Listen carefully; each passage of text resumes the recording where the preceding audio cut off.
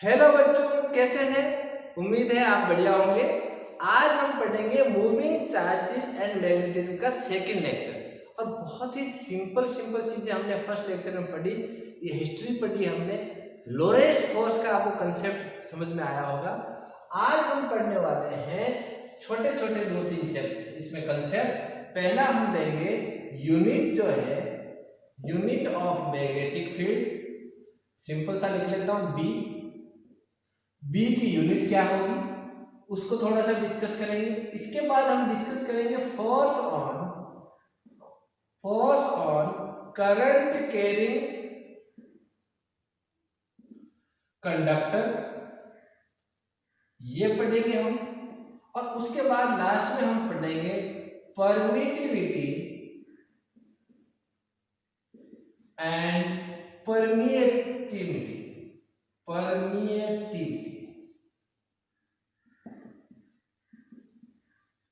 ठीक है, ये क्या है इनके बारे में भी अपन सिंपल कंसेप्ट है उनको देखेंगे।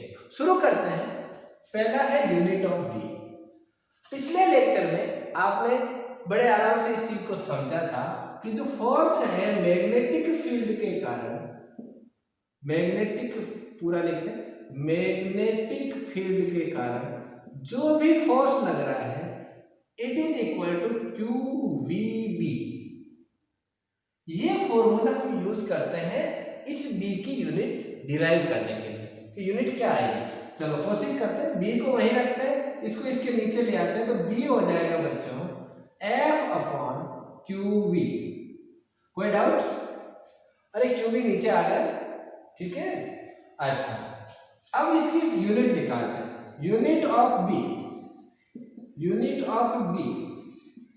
की यूनिट क्या हो जाएगी? ऊपर फोर्स है, फोर्स की होगी न्यूटन। क्यू की क्या होती है बच्चों? कूलम। और ये वेलोसिटी की क्या होगी? मीटर पर सेकेंड। जो ये सेकेंड ऊपर चला जाएगा तो ऊपर आ जाएगा newton second upon coulomb metre. समझ में आया? और इनको एक नया नाम दिया गया, इस यूनिट का एक नया नाम दिया, और वो क्या दिया गया? टेस्ला। क्या नाम दिया? टेस्ला। एक बहुत ही बढ़िया साइंटिस्ट थे जिन्होंने मैग्नेटिक फील्ड के बारे में अच्छा काम किया था। उनका नाम था निकोला टेस्ला। तो उन्होंने उनके नाम पर ये यूनिट रखी गई कि टेस्ला यूनिट जो है उसकी वैल्यू कितनी थी? 1 टेस्ला की यूनिट क्या थी? 1 newton 1 second 1 coulomb and 1 metre, इनके रेशियो के इक्वल में उसको टेस्ला रखा है। ये जो टेस्ला है ये कंपैरेटिवली लार्ज यूनिट है, बड़ी यूनिट है। इसका अनुमान हम ऐसे लगा सकते हैं कि जो अर्थ का मैग्नेटिज्म है, अर्थ मैग्नेटिज्म जो है, या मैं उसको कहूं कि अर्थ का जो मैग्नेटिक फील्ड है उसकी वैल्यू बी जो है, बी से समझ लो अर्थ का जो मैग्नेटिज्म है, अर्थ का मैग्नेटिक फील्ड कितना है? 3.6 इंटू 10⁻⁵ टेस्ला। अब आप अनुमान लगा सकते हैं टेस्ला कितनी बड़ी यूनिट है, 10⁻⁵। इसके हिसाब से बहुत कम वैल्यू आती है मैग्नेटिक फील्ड की। तो इसको छोटा करने के लिए फिर एक नई यूनिट इजाद हुई, उसका नाम था गॉस। और 1 जो गॉस है it is again a unit of magnetic field when 1 gauss is equal to 10⁻⁴ tesla. इससे क्या हुआ? चीजों को मेजर करने में आसानी होगी। जैसे यहाँ पर 3.6 इंटू 10⁻⁴ है ना, तो अब अर्थ का मैग्नेटिज्म अगर हम गॉस में बताना चाहें तो कितना हो जाएगा? 3.6 इंटू 10⁻⁴ इंटू 10⁻⁻1 है ना, टेस्ला। और यहाँ हो जाएगा ये हो गया गॉस, तो यहाँ आ गया 0.36 गॉस। समझ में आया? तो कम से कम इस स्थिति में आ गया कि अपन इसको एक फॉर्म में बता तो सकते हैं। यहाँ पर टेस्ला बहुत बड़ी यूनिट है। ये गॉस जो है वो अमूमन एक्सपेरिमेंट्स वगैरह में काम में आती है। अच्छा, पूछा गया कई बार कि एक टेस्ला किसके बराबर है, तो इसको शुरुआत में जब एक्सप्लेन किया तो बहुत ही मजेदार था कि जहां पर मैग्नेटिक एक्सपेरिमेंट्स होते हैं उन लेबोरेटरी में मैक्सिमम जितना मैग्नेटिक फील्ड पैदा किया जा सकता है वो 1 टेस्ला का इक्वल है। समझ गए आप? यानी अपनी बहुत बड़ी यूनिट 1 टेस्ला होना भी बहुत बड़ी बात है। तो ये हो गया आपका। इसके अलावा अलग अलग चीजों की जैसे न्यूट्रॉन स्टार है या वहां पर कितना उसका या अपने जो नर्व होती है, फाइबर नर्व होती है अपने बॉडी की, उसकी अंदर मैग्नेटिक फील्ड कितना होता है, ये सब वैल्यूज आपको बुक में दी हुई है, आप देख सकते हैं। अलग से मैं उसको एक्सप्लेन नहीं करना चाहता। ठीक है, ये यूनिट ऑफ बी आपका कंप्लीट हो गया। अब बच्चों हम बात करेंगे force on current carrying conductor. Magnetic field के कारण कितना फोर्स वहां पर लगेगा उसके बारे में हम स्टडी करने वाले हैं। मजा आ रहा होगा? समझ में आ रहा है तब तो आगे जाता है। बच्चे जब समझ में नहीं आता है तो बोर होने लगते हैं। आपको अगर समझ में नहीं आए तो बहुत ही शानदार सा तरीका है, वीडियो को पॉज करें, लंबी गहरी सांस लें, बैठ जाए, दोबारा देखें, 100% समझ में आएगा। ऐसा नहीं हो सकता कि समझ में नहीं आए। अच्छा, फोर्स ऑन करंट कैरिंग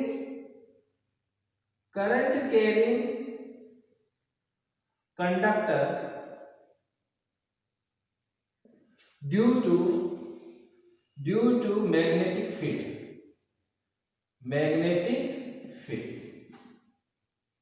कहने का मतलब है कि एक कंडक्टर है, ऐसा सा एक कंडक्टर है, वायर ऐसा ही होता है सिलेंड्रिकल, ऐसा एक कंडक्टर है, इसके अंदर करंट फ्लो हो रहा है, करंट यहां पर आई फ्लो हो रहा है।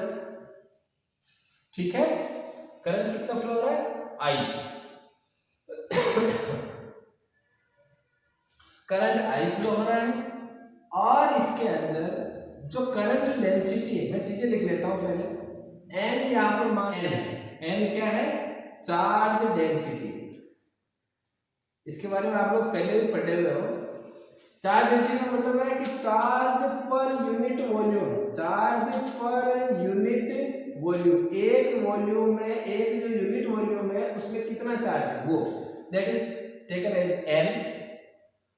और मान लो कि यहां पर करंट आई फ्लो हो रहा है, ए मान लो यहां पर एरिया ऑफ क्रॉस सेक्शन, ये पहले बताना जरूरी है अदरवाइज बाद में कंफ्यूजन हो जाओगे जब हम डेरिवेशन करेंगे। Area of cross section of conductor और एन ले लेता हूं मैं इसकी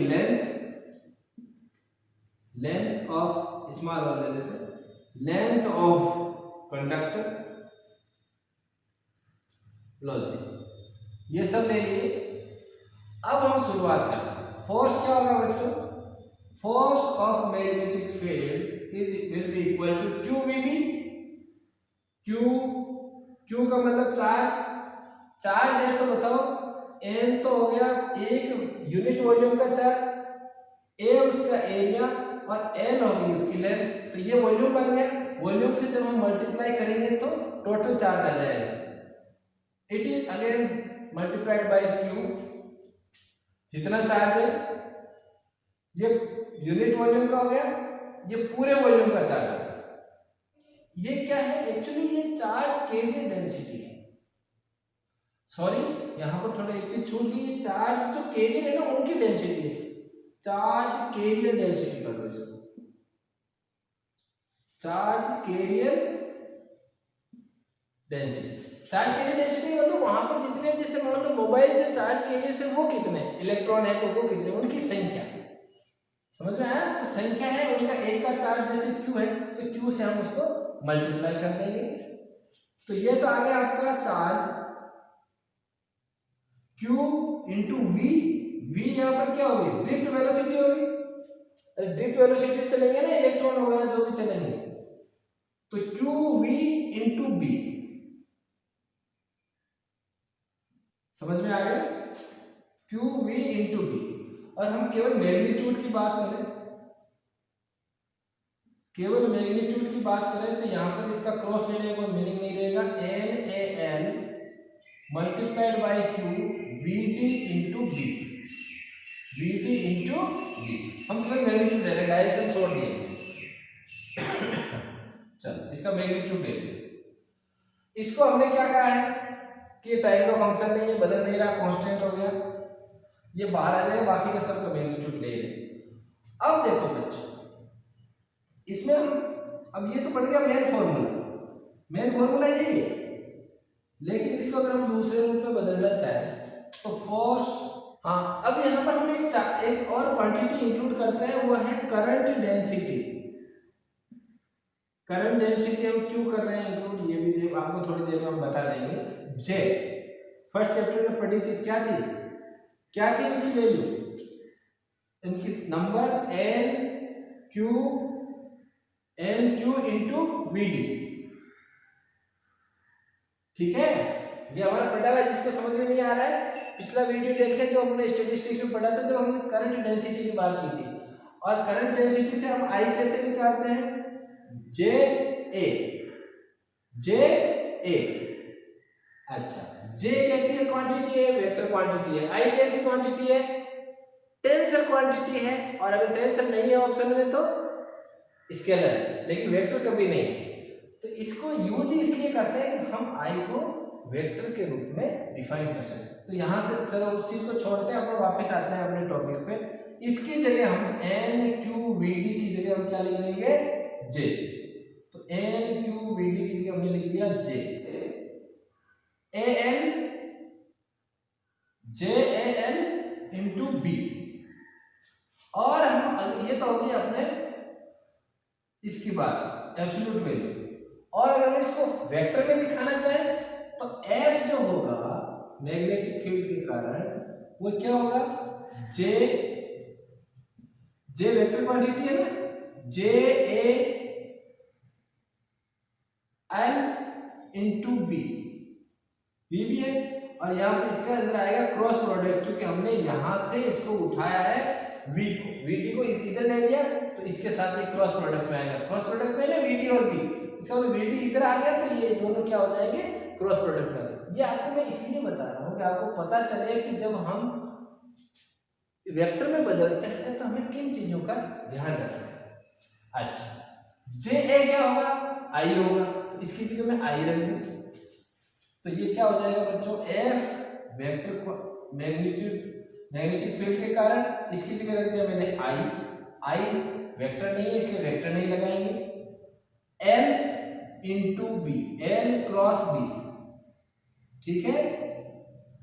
ये बहुत ही बढ़िया सा एक फॉर्मूला बन गया, आई एल बी, याद रखना आई एल बी, और ये टोटल हो जाएगा I L B sine theta. L और बी क्या है, एल यहाँ पर इसको वेक्टर में इसीलिए लिया कि हम वेक्टर में इसको डिफाइन कर सकें। एल क्या है, जो डिस्प्लेसमेंट हो रहा है, ये इसकी डायरेक्शन, जिधर करंट की डायरेक्शन है वहां पर कितना डिस्प्लेसमेंट मोबाइल चार्ज के का उतना ही होगा जितना कि आपका कंडक्टर की लेंथ होगी। समझ में आया, बढ़िया, आना भी चाहिए। देखो सिंपल चीजें हैं, हमने क्या किया है, करंट डेंसिटी की वैल्यू रख दी, फिर उसके अंदर से आई की वैल्यू रख दी, फिर उसको वेक्टर में बदलने के लिए हमने एल को वेक्टर लिया है, और बी तो वेक्टर था ही, तो फोर्स क्या हो जाएगा, वेक्टर, क्योंकि आई यहाँ पर वेक्टर क्वांटिटी नहीं है, ये आपको दिमाग में होना चाहिए। जिन्होंने वेक्टर्स बढ़िया से पढ़े उनको ये प्रॉब्लम नहीं आई। ओके, तो ये आ गया फॉर्मूला आपका मैग्नेटिक फील्ड का। अब बच्चों हम बात करेंगे लास्ट, परमिटिविटी एंड परमिएटिविटी। अच्छा चल इसको साफ कर देता हूं मैं, और ये आज का लास्ट है।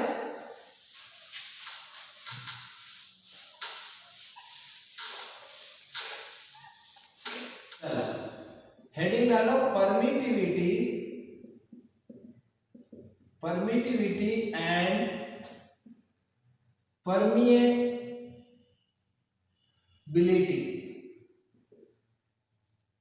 ठीक है।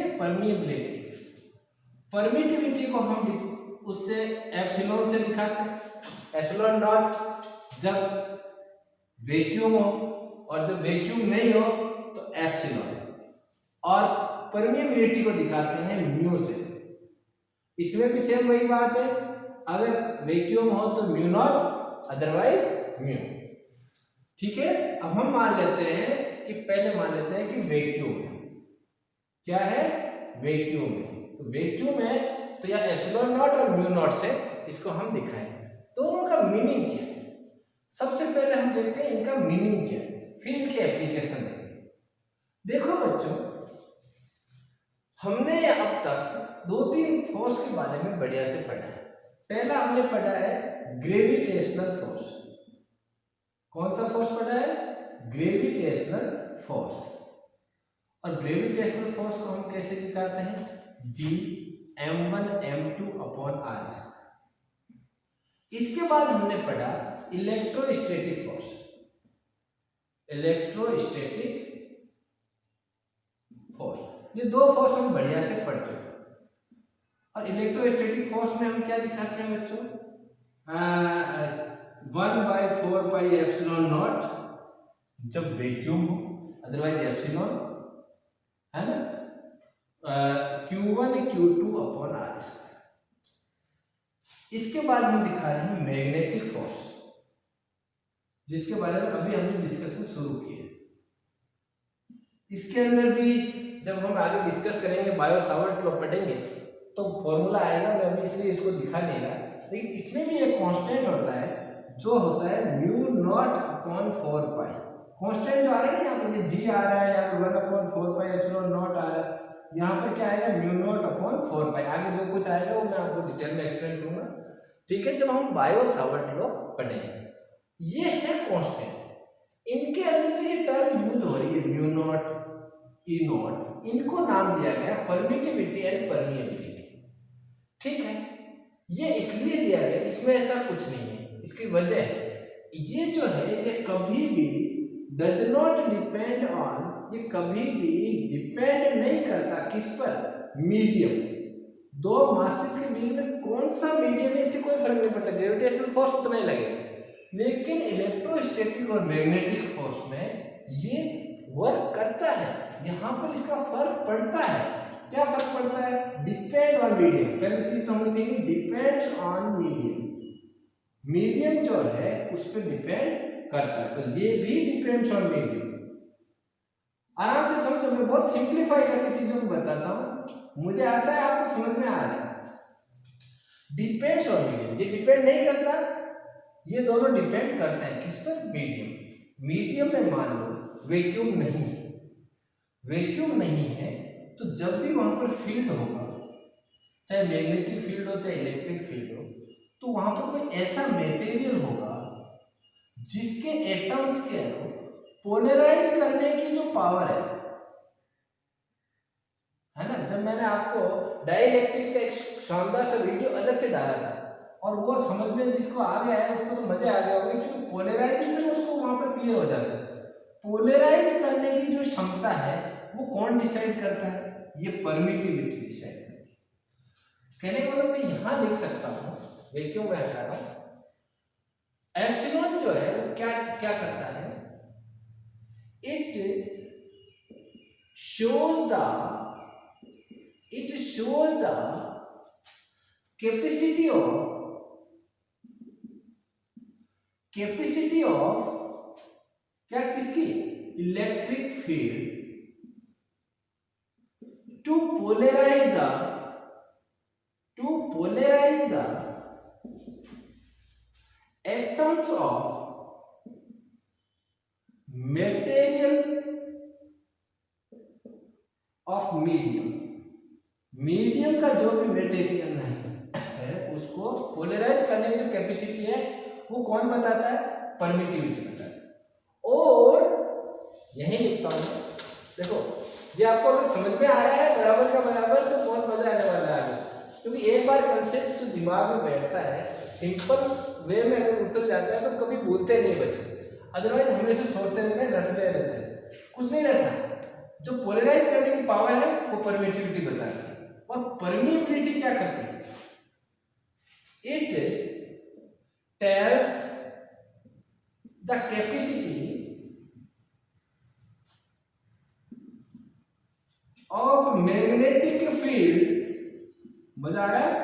सेम दोनों कंपेयर करके बता रहा हूं, capacity of magnetic field to penetrate penetrate the field into the material of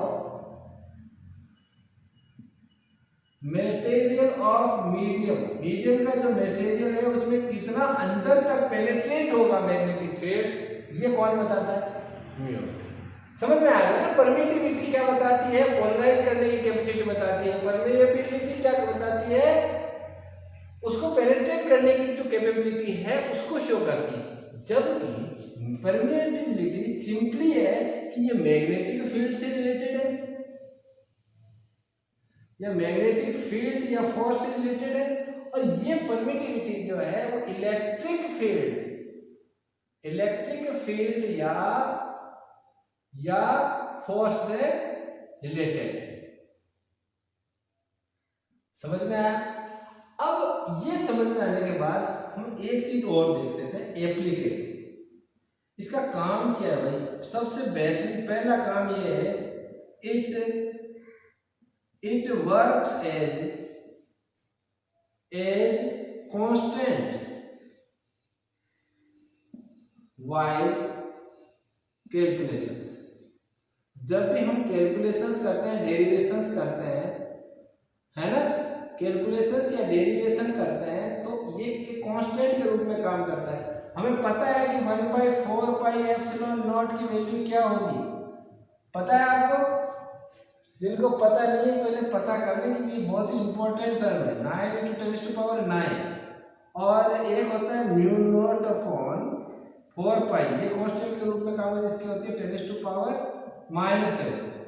तो ये दोनों कांस्टेंट के रूप में काम है। दूसरा इसका सबसे शानदार एग्जांपल है क्या? It shows it's the product of, ये बहुत इंपॉर्टेंट है, म्यू एंड ई यानी mu and epsilon shows the velocity of electromagnetic, पूरा लिखना पड़ता है भाई, इलेक्ट्रोमैग्नेटिक रेडिएशन।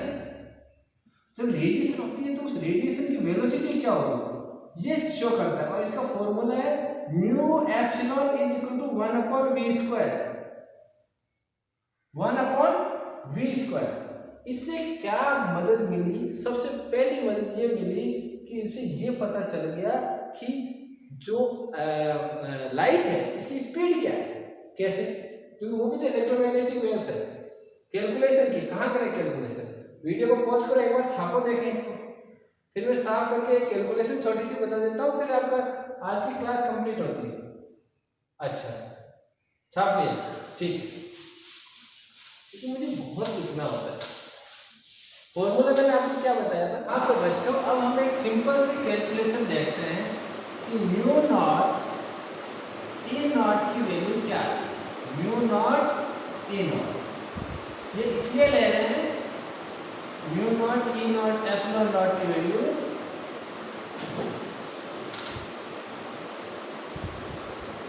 हाँ, तो बच्चों अब हम एक सिंपल सी कैलकुलेशन लेते हैं। सबसे पहले वो फॉर्मूला लिख देते हैं कि एप्सिलॉन और म्यू की जो प्रोडक्ट है वो 1/v² के इक्वल है। अब इससे हम कैसे फायदा उठा सकते हैं? कई कैलकुलेशन, बहुत ही गजब की कैलकुलेशन है, सिंपल सी है, आपको मजा आएगा। कि मान लीजिए कि वहां पर वैक्यूम है और जो इलेक्ट्रोमैग्नेटिक रेडिएशन हो रहा है वो लाइट के रूप में हो रहा है। किसके रूप में होता है?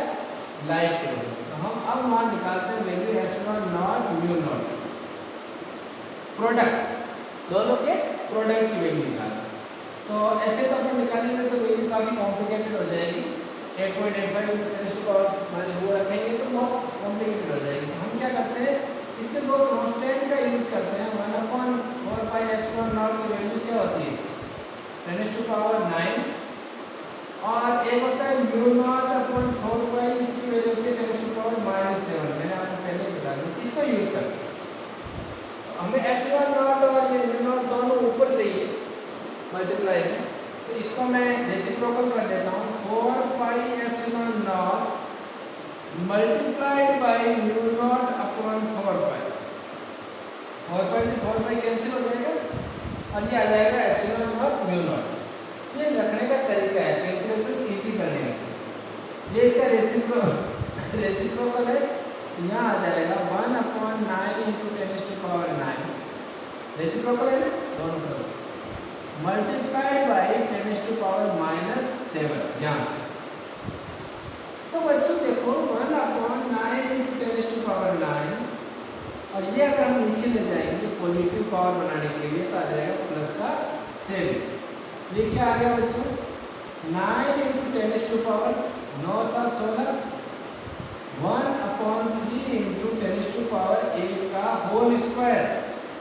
इसका मतलब ये हुआ कि ये 1/v² के फॉर्म में अगर हम इसको रखेंगे तो ये तो 1/c² आ रहा है, क्योंकि c की वैल्यू क्या होती है 3 इंटू 10⁸ मीटर पर सेकंड। कहने का मतलब ये हुआ कि हमने ये प्रूव कर दिया कि जो लाइट की वेलोसिटी होगी वो क्या होगी 3 इंटू 10⁸ मीटर पर सेकंड। ऐसा नहीं है कि वो साइंटिस्ट ही सारा काम करते हैं, कुछ हम भी प्रूव कर सकते हैं। ठीक है, चलो आप अपनी पढ़ाई कंटिन्यू रखो, मिलते हैं नेक्स्ट वीडियो में। जल्दी ही नए कंसेप्ट लेकर आएंगे, जल्दी वीडियो आने वाले बच्चों, आप लोग साथ के साथ स्टडी करते रहें। मिलते हैं नेक्स्ट वीडियो में, तब तक के लिए पढ़ाई कंटिन्यू रखो। डाउट्स को हमेशा कमेंट बॉक्स को यूज करो, I will try my best to help you. ठीक है।